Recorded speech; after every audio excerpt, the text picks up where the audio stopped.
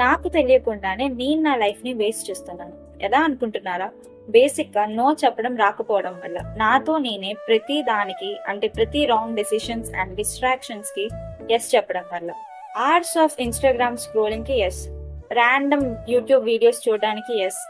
ఫైనల్గా నేను రియలైజ్ అయింది ఏంటంటే, వీక్స్ తర్వాత నా స్టడీ స్కెడ్యూల్ మొత్తం ఒక మెస్ అయిపోయింది.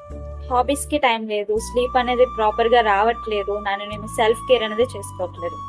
అప్పుడు అర్థమైంది ఏంటంటే, నేను ఎప్పుడైతే ప్రతి దానికి ఎస్ చెప్తూ వచ్చానో, నాకు నేనే నా గోల్స్కి నో చెప్పుకుంటూ వచ్చాను.